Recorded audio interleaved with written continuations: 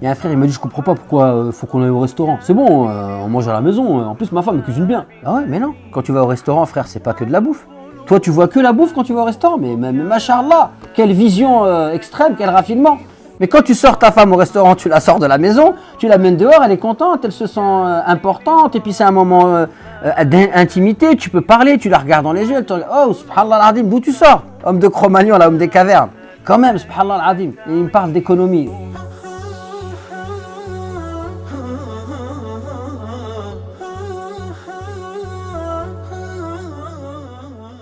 Pour être aimé, il faut d'abord s'aimer soi-même. Beaucoup de personnes souffrent, des personnes qui sont en souffrance et inconsciemment, elles attendent de l'autre, d'accord, ce qu'elles devraient se donner à elles-mêmes. C'est-à-dire l'estime de vous-même, l'image que vous avez de vous-même, etc. Si vous n'avez pas une bonne estime de vous-même, pas confiance en vous, etc. Alors l'autre, il peut essayer de vous donner confiance en vous, mais tout ne peut pas venir de lui, d'accord? Et ça, c'est la base pour avoir une vie de couple épanouie, c'est que d'abord, je m'aime moi-même. D'ailleurs, si je m'aime moi-même et que je tombe avec quelqu'un de pathologique, je ne vais pas accepter qu'il me fasse du mal. Et il s'avère que quand on fait des études, on regarde, les gens qui se retrouvent, par exemple, dans des situations de couple avec quelqu'un de pathologique et qu'elle patiente, très souvent, elles ont patienté, d'ailleurs ça ne s'appelle pas de la patience, elles ont subi cette relation pendant des années parce qu'elles avaient tellement un manque de confiance en elles-mêmes, un manque d'estime d'elles-mêmes, que le fait qu'on leur fasse du mal, quelque part, si je m'aime pas, c'est normal qu'on me fasse du mal, je ne suis pas quelqu'un de bien. Et d'ailleurs, s'aimer soi-même, c'est quelque part se connecter à la réalité de la foi. Parce que si je suis croyant ou croyante, je considère qu'Allah m'a créé, et Allah, quand il a créé tous les êtres humains, il dit وَلَقَدْ كَرَّمْنَا بَنِي آدَمَ. Nous avons accordé beaucoup de noblesse aux fils d'Adam. Et ici, il ne dit pas les croyants, pas les non-croyants, tout le monde. Donc si vous êtes un fils d'Adam, Allah il vous a accordé de la noblesse. Et rien que ça, c'est suffisant en soi pour s'aimer. Ensuite, le deuxième point, c'est que pour construire un amour durable, il faut se connaître. Alors quand je dis il faut se connaître, c'est flou en fait, parce que les gens ils disent je me connais, je m'appelle Abdel Hafid, j'habite à Évry, je suis marié, j'ai des enfants, je me connais. Non, c'est pas ça se connaître. Se connaître, c'est quoi? Je connais ma personnalité, je sais comment je fonctionne. Et en fait, quand vous apprenez à vous connaître, vous comprenez pourquoi vous faites toujours les mêmes erreurs, pourquoi il y a des choses vous n'y arrivez pas du tout, pourquoi des choses vous y arrivez très facilement. Et puis surtout, vous comprenez à la fois où sont vos points forts, où sont vos faiblesses, etc. Et ça aide beaucoup.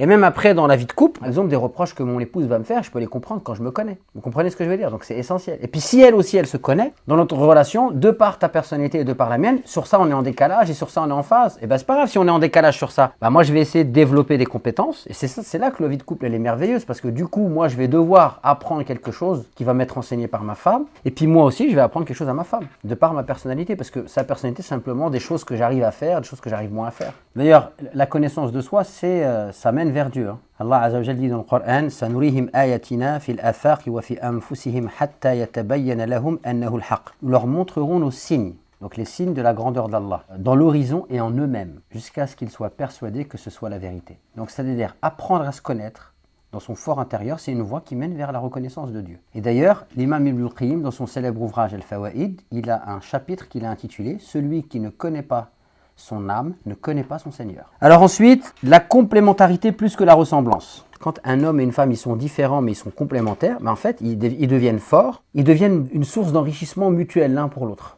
Pour être capable d'être complémentaire, c'est-à-dire qu'il faut accepter la différence de l'autre. On est complémentaires dans notre personnalité, d'accord ?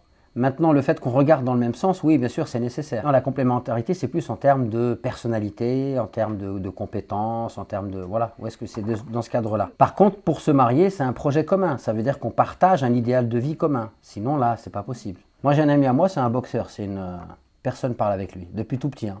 Tu le cherches pas. C'est une armoire à glace. Et subhanallah, on l'a vu, il met une droite et les gens ils tombent. Et bien lui, il nous a dit un jour, il a dit moi, depuis que je me suis marié avec ma femme, il m'a dit jamais je m'occupe de l'argent. Il dit moi je suis nul en argent, je suis zéro, je sais pas gérer l'argent. Pourtant tu vois, viril, machin, etc. Mais alhamdoulilah, je me suis marié avec ma femme, c'est une très très bonne gestionnaire. Il m'a dit j'avais toujours des problèmes d'argent, le jour où je me suis marié avec ma femme, j'ai plus eu de problème d'argent. Alors ils sont complémentaires.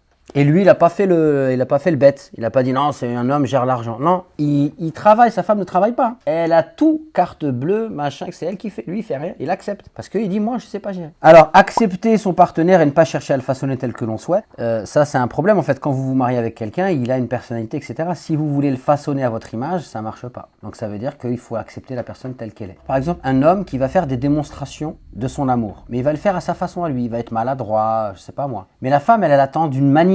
Et donc quand son mari lui fait une démonstration à sa manière à lui, elle ne sait pas le recevoir en fait. Elle aimerait que pour elle, c'est codifié, parce que c'est comme dans les films, il faut qu'ils viennent ici, il a fait un chemin de rose par terre dans la maison. Ça, c'est dans ta tête à toi.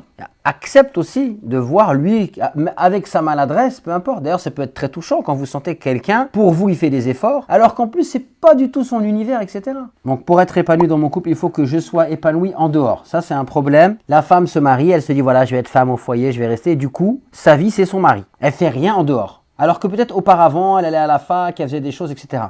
Vous imaginez le vide? Non, c'est une erreur. Même si tu te maries, tu as une vie. Toi, en tant que personne, vis ta vie, subhanallah. Moi, j'ai des couples où la femme me dit, moi, si mon mari ne prie pas, je ne prie pas. Elle vit tout à travers le mari. Ah, c'est une grave erreur. D'ailleurs, si vous avez une vie en dehors de votre vie de couple, qu'est-ce qui va se passer? C'est-à-dire que vous avez une vie, vous allez vous enrichir. Quand vous allez revenir dans votre vie de couple, vous allez avoir des choses à apporter. Mais sinon, vous allez l'épuiser, cette vie de couple. Et voire même le mari, c'est quelqu'un qui bouge, qui fait des choses en dehors, qu'est-ce qui risque de se passer?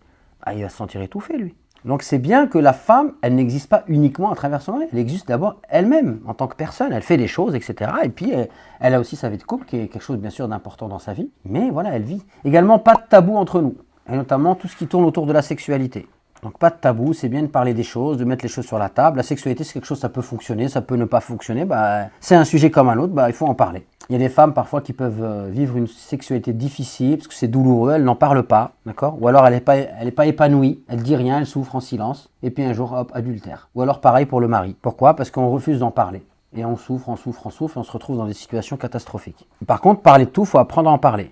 On en parle de manière bienveillante. Pourquoi les gens refusent de parler des choses qui fâchent? Parce qu'ils ne savent pas en parler. Voilà. Comme on ne sait pas en parler, on préfère ne pas en parler. Parce que quand on en parle, c'est quoi? C'est la 3e guerre mondiale. Et j'ai l'impression que c'est mieux quand j'en parle plus. Mais du coup, les problèmes, j'en parle pas, ils sont là. Et puis ils grossissent jusqu'à ce qu'ils nous explosent à la figure. Donc on entretient la flamme. Alors un jeune couple, ils se marient, ils kiffent la life, ils voyagent, ils ont fait la Umrah, ils ont fait le Hajj, ils sont partis en Andalousie, ils ont visité les jardins de l'Alhambra. Ils ont dormi dans un superbe hôtel, ils se sont donné la main, ils ont marché, ils ont pris ensemble la grenade, masha'Allah, tabarakallah, et puis ils reviennent, elle tombe enceinte, et là ils ont un petit bébé. Donc là déjà, la femme elle est enceinte, puis après elle va accoucher.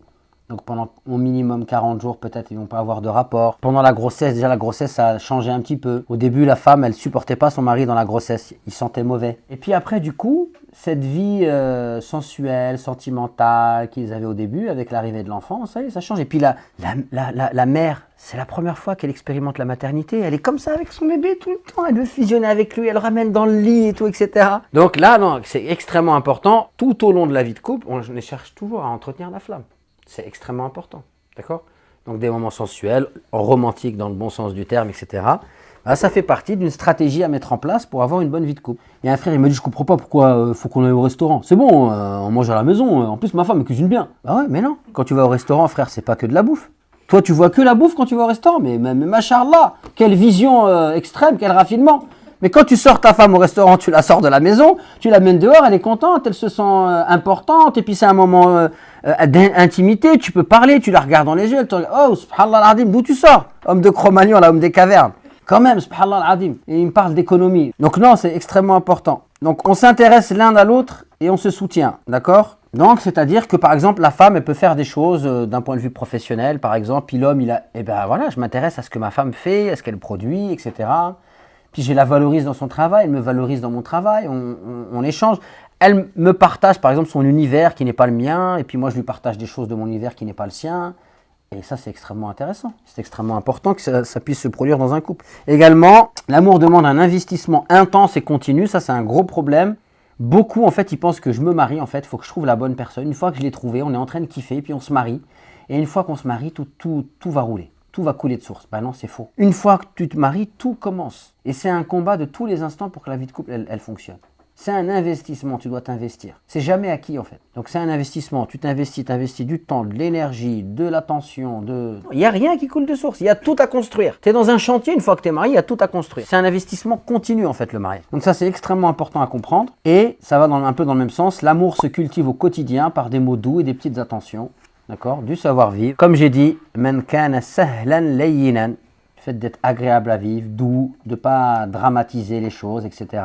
Surtout les choses du quotidien. Tu vas avoir une femme, Elle va venir, elle a elle aussi son éducation, son parcours, etc. Ben voilà, tes standards à toi ne sont pas forcément ses standards à elle. Et surtout, il faut mettre les choses à leur place. Le quotidien, ça a son importance. Bien sûr, qui fait le ménage, qui fait ça, les courses, machin, trouver une organisation. Mais déjà, premièrement, il faut revenir au point d'avant. Il faut que toi aussi, tu t'investisses. Parce que ça, c'est un gros problème. Il y a des gens, ils sont programmés. Moi, je me suis marié, je paye le loyer, ma femme, elle fait tout le reste. Mais non, frère, c'est pas ça. Arrête de rêver, quoi. Même les enfants, ils veulent pas s'en occuper, certes. Donc, c'est très important. Le contraire, c'est tu t'investis. Et par contre, tout ce qui est au niveau, je sais pas, vie quotidienne, etc., il faut se faciliter la tâche, en fait. D'accord ? Il faut se faciliter la tâche. Il ne faut pas venir avec des niveaux d'exigence exceptionnels. Et par contre, ben voilà, la vie au quotidien, il faut qu'elle soit agréable. Donc voilà, on est permissif, on est facilitant. Et puis surtout, voilà, des mots doux, des petites attentions, etc.